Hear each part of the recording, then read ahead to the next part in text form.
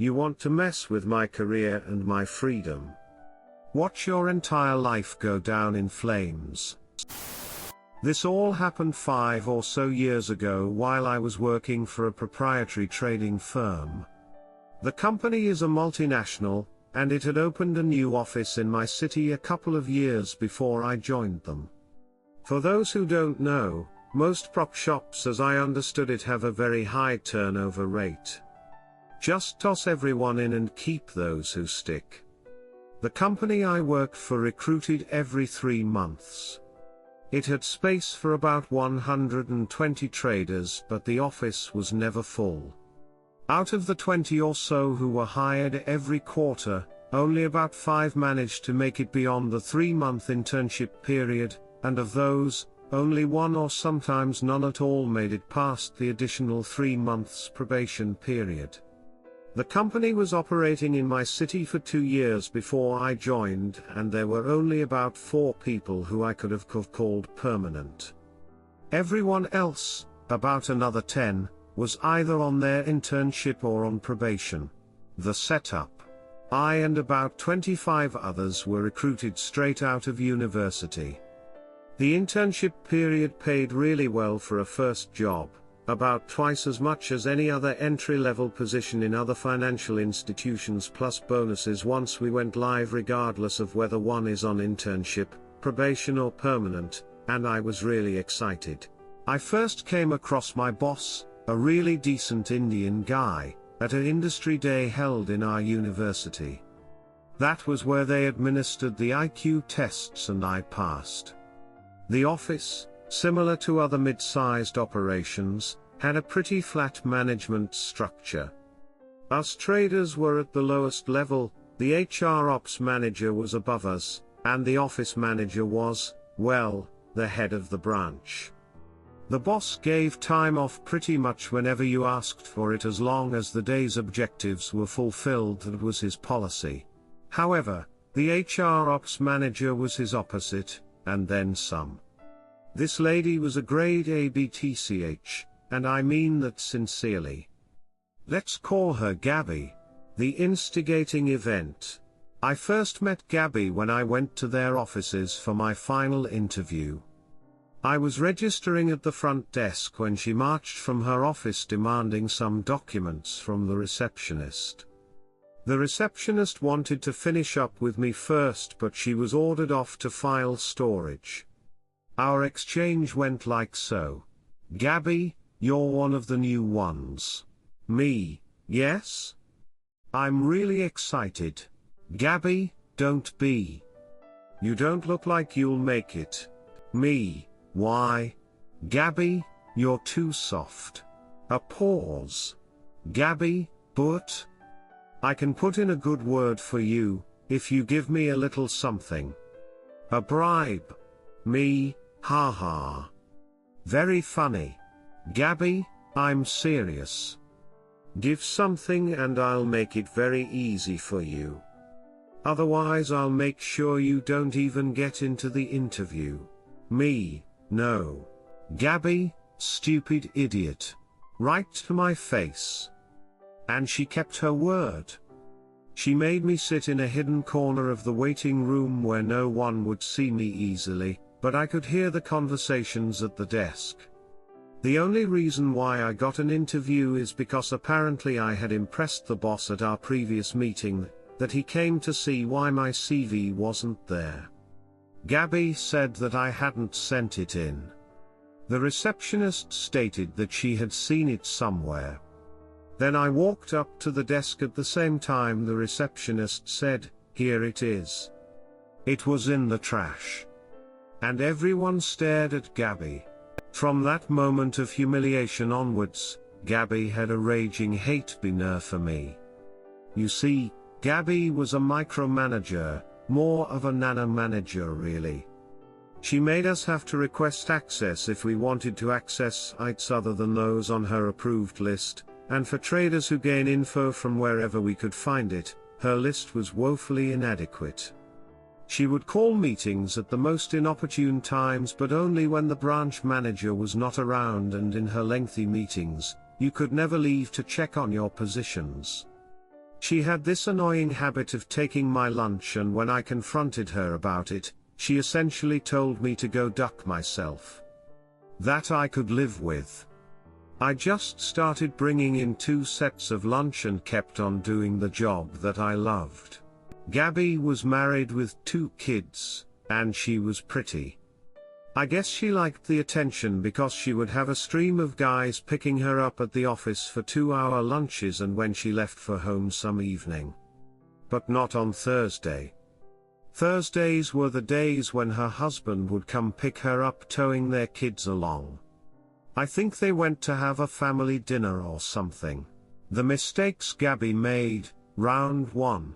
Our manager left about 2 months after I joined. I think he returned to India to get married or something, but still stayed with the company. Wished him all the best. None of the other permanent traders had the experience corporate required to take on a management role, 5 years at least, so they had to shop around. In the meantime, Gabby became the de facto head of the branch despite the fact that her knowledge of futures markets was rudimentary at best. Her first mistake was when she delayed my promotion from internship to probation. I am an excellent trader, and was easily top 5 in my group. Of the 26, she promoted the 20 she liked, kept me and another guy in internship, and fired 4. At around the same time, another recruitment drive happened and another 20-ish interns were hired. I knew this was our beef rekindled and remixed, and I was actually surprised she held on to it for so long. It was also pretty unusual since the last thing my former boss did before he left was to promote me from the simulator to a live trading account. But I kept my head down and continued learning, often going back to my former boss and the permanent employees to get advice. Another 3 months go by, and in the next evaluation I was shocked that I was still not brought up to probation, despite the fact that all of the new recruits of the second group had been promoted and I was easily the best and the only one trading live. I knew I was good at the job. The permanent guys all said so. The group I initially joined with was frequently asking me for advice. To their credit, a few of them were good, but most of them were still on sim, and as a rule, no one advanced to probation while still on sim. However, you could go live while on internship if you were good, which is what had happened to me. So I was a live trader and making good money, but I was still on internship and passed over twice. I couldn't let go of that. I decided to talk to Gabby directly. I approached the senior guys and made my case, though I was careful not to put her in bad light. They agreed to help me, and so they did. About a month after she passed me over the second time, she gave me my promotion and I was now on probation. At this time, she was still unsure of her power and was still afraid of the permanent traders. Those guys were like gods. 2 months after my promotion, another evaluation and recruitment drive. I was not promoted. The group I started out with was now permanent, despite having only 2 of them trading live. The group I was currently with on probation were all promoted to permanent status. The group behind me on internship was all promoted to probation, and another group was hired. I let it go hoping she had got it out of her system. Sadly, she had not. Round 2. 3 months go by.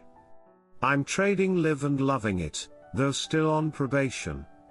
An evaluation comes up again and I'm not promoted, despite the fact that, contract to contract, I was almost on a level with the permanent employees.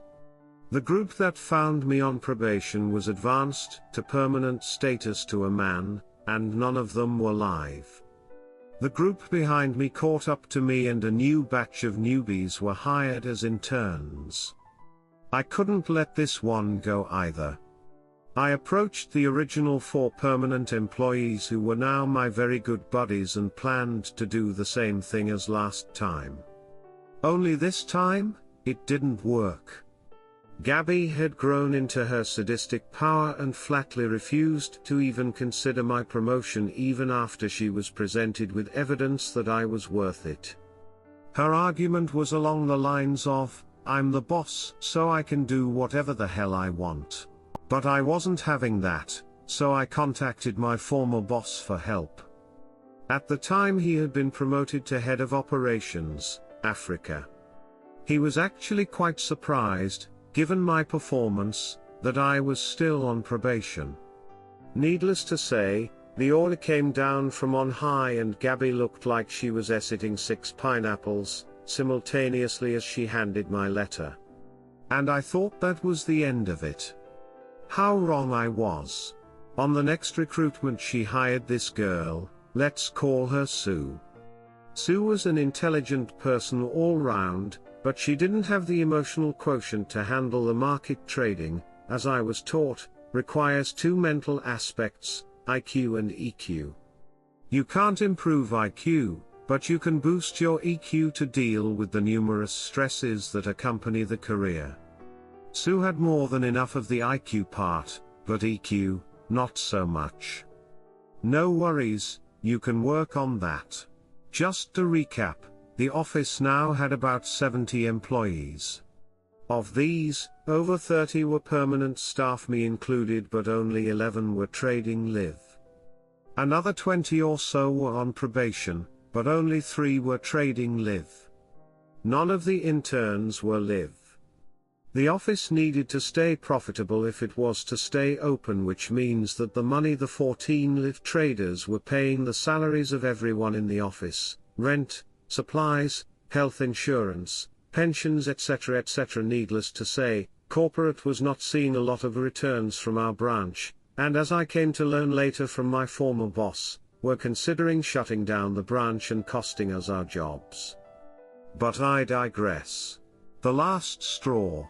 The grade A bitch Gabby took advantage of an inconsolable and desperate Sue to try and get me for sexual harassment. This is how it went down. Remember all those people still on sim? Well, they all came to the 11 of us for trading advice and we did what we could to help them. We divided up the sim traders into groups and I was mentoring about 4 people. Sue was one of them. As any trader will tell you, the period before profitability is usually one of losses unless you're really good and is filled with stress and fear, hence the need for high EQ. It's normal, and you get through it. Sue was going through such a rough patch one evening. We were going over her trades, bad trading day all around, when she just burst out crying. I know how it feels. I had shed my own tears as well. So comforted her the best I could. I held her hand and patted her on the back awkwardly. To this day I still don't know how to comfort someone until she quieted down. What I didn't know was that Gabby had seen us. As I came to learn later, she approached Sue the following day and made her an offer. Gabby would make sure Sue kept her job and would get her a lot of money if she stated that I had sexually harassed her. Sue took Gabby up on the offer and what followed was a nightmare. It started with a formal reprimand from corporate, a hearing in which I wasn't present to defend myself because Gabby forgot to send me the summons. Apparently she lobbied quite viciously to get me fired. The only reason I was able to keep my job was that my former boss came to my defense. Despite his help, I lost my quarterly bonus about $100,000 and half of my holdback about $400,000. I also had to attend seminars which essentially involved watching the same film on sexual assault in the workplace 3 hours long until I stated, in writing, that I was an abuser and it would go on my record. I knew that if that happened, Gabby would have the ammunition she needed to ruin my life forever. So every day, I got into the office at 7 in the morning, watched the 3-hour film until 10. Refused to acknowledge it, then get to work, leave the office at 11:20 in the evening, rinse and repeat. For almost 7 months. It was tiring, and tedious, and Gabby never let me live it down. All of the people I had been mentoring were transferred the day after my reprimand. A day after that, Gabby informed me via letter that my clip size had been cut from 1,000 to 20 contracts. Yeah, I had to admit, I was bloodied. I was down, but the BTCH didn't know that she should have ended me. The revenge. Step 1, ruin Gabby's career. I started compiling all the shit that was happening to me in the office. It started when I realized that when I went out to lunch, someone would open my desk drawer and mess around with my notebook, where I jotted down my trading ideas for the day. The only person who had a key apart from me was Gabby. Apparently she had mastered my lunchtime routine for the entire 45-minute break and would open my locker when I was out smoking. She would then copy down my trading plans for the day and give them to Sue. I even saw them at it once, but they didn't see me. I documented it. I let it go on for a while so that I could establish a pattern via Sue's trades. I then approached 2 of the permanent traders who were closest to me and told them my plan. Remember when I said almost no money was reaching corporate? And that there were only 11 live traders. The situation had only gotten worse. The office was now full, but we had less than 15 live traders. Live trading could only be approved by head of operations, my former boss, and he was a strict one. Now imagine that my earning capacity had been cut by over 90%. My 2 friends agreed to my plan and they slowed down their trading by around 50%.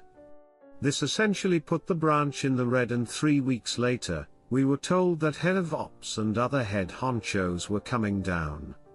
The next phase involved getting Sue into a corner.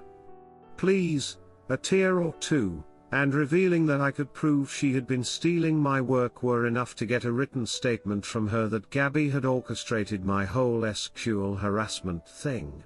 Step 2, ruin Gabby's marriage.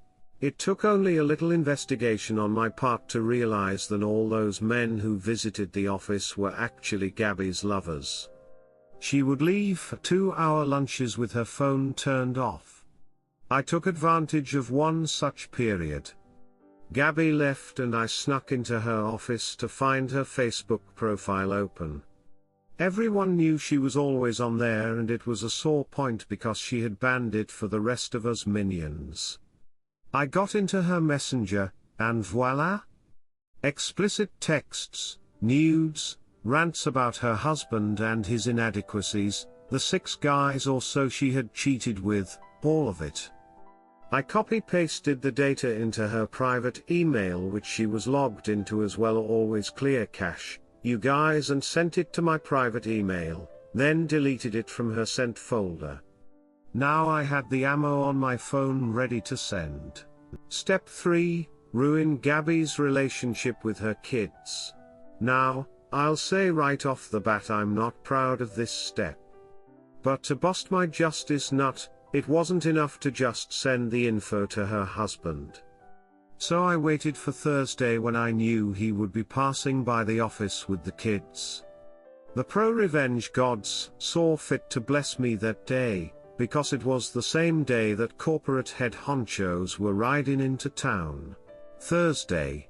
I was at the office at 7 as usual with all my documentation from my appointment letter to the numerous rejected requests for promotion, sat through the 3-hour SQL harassment video. Yes, I was still doing that, and waited for the moment.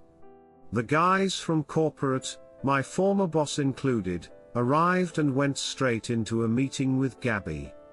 I was quite certain that they would call me in to know why I had been attending a SQL harassment awareness class for almost a year, and I was ready for them. I was called in after lunch, at about 2. The question was asked, and before I could answer, Gabby jumped on the bit like I knew she would. She went on a long rant about how I had been insubordinate, and how I liked to touch the female employees. I could tell from her grin that she thought she was winning. And then I pulled out Sue's letter, and the grin curdled on her face. Sue was hurriedly called in and she backed my story. She said she was sorry. She was fired on the spot, and told to go wait at the receptionist for her final check. I felt no sympathy. I was on a roll. Next I pulled out my analysis of my trades and told them how Gabby had been breaking into my locker and stealing my notes for Sue. Gabby denied it. Sue was called back in. She denied it. My former boss logged into the company network, pulled Sue's and my trading data. He compared the positions taken by both of us with my notes. He said it was true. Sue was fired again. They told me they would refund my confiscated bonus and holdback, with an extra 50 grand. That was fine by me. The justice was enough. And then I spotted Gabby's husband heading into her office as usual, their 2 kids in tow. I pulled out my phone, grinned at her and said, "Your husband is here." She turned around and saw him. She excused herself for a minute to tell him to wait. My former boss said, "Sure." I pressed send. Edit. As for the aftermath, Gabby's husband absolutely lost his asset. Her office was glass-walled and the rest was open plan so we could all hear what they were shouting about. He finally left with their kids in tow. Sorry little ones. Gabby followed him still shouting at him. Then she saw us all standing around and the look on her face was priceless as she was wondering which aspect of her life to try and salvage. She let her husband go, but about an hour later she had been fired. My favorite boss stayed behind since there was no one left. He stayed for a month training the lady, who had been with the company the longest, to take over as manager. She is easily the most brilliant mind I had ever met. Unfortunately, the branch was still struggling with so many employees who were not generating income, and they had to shut it down. But they transferred all the performing employees to their other various branches in London, 2 branches, and India, 9 branches. So I guess no one undeservedly lost their jobs. I still stalk Gabby on Facebook. There have been a lot of "I'm single because I'm too awesome" posts of late. I almost feel sorry for her, but I remember the 3-hour video, and I stopped being foolish. From what I could see on LinkedIn, Sue bounced around from firm to firm until she found a position as a research analyst. My favorite boss is still at the firm. We talk from time to time. I took a break from trading for a while. After all the asset that went down, I needed a break, so I didn't take them up on their offer to relocate to India. Went to work with a buddy of mine who has a consultancy. When I feel ready, I'll go back to the market. For me at least, there is no other job as challenging and satisfying. Wow. That was long. I think though that's the end of my pro revenge. Edit 2. Wow. This blew up. And gold too. Thank you, kind strangers. I'll try and get to all the messages in a bit. I'm glad you all enjoyed it. I did too. Well, the revenge part anyways. Edit 3, so a few guys have stated that my story is BLLS on account of some claims. I will address the most common ones. 1. Guys have gone through my post history and have found another post I made on Ask Reddit where someone had asked when the last time I yawned was. It's a bit long and ridiculous. If you read it and honestly thought that it was actually true, I can't help you. You can choose to believe that I'm a footless, noseless, 80-year-old Vietnam vet or a young man trying to make his mark. It's your choice. 2. Others have found another post on Ask Reddit where someone asked people who like their jobs what they do. I said that I write papers and it's decent money. And that's true as well. I've been writing since my first year of college. I love doing it. I can write all day and then some. That job got me through college and I made enough to properly supplement my student loan. Do I still write? Yes. I do it because it's challenging, and as I said in that post, I learn something new every day. In fact, I'm still writing now because my gig at the consultancy is not full-time. You can do more than one thing at a time, you know. 3. Yet other people have tracked down a random comment I made on a funny comment. I wrote something along the lines of "I laughed so hard I was almost reprimanded at work." And they ask, "How can you say you write from home and you're still at the office?" Yes. I can write at home and go to the office. It's what happens when you have time on your hands. I'm not a one-dimensional person whose job is their identity. And neither are you, hopefully. 4. Another guy found a comment of mine where I stated that I'm African. For some reason he didn't believe that Africans engage in financial markets or something. Ike. 5. By far the biggest reason is the fact that I'm active on the Menschenrechts sub. And it's true. I am. After I was falsely accused, of course I went digging around the internet looking for answers. It made me think. And as far as false accusations are concerned, I fully support the MRA position. I am not ashamed of it. I'm not here to change your mind. And I definitely hope that you never have to go through what I went through. People have committed suicide because of that shit. It's not something to joke about. 6. Lastly, to the person who doesn't believe that one can make that much money straight out of college, yes, that much money. Phew. Got that off my chest.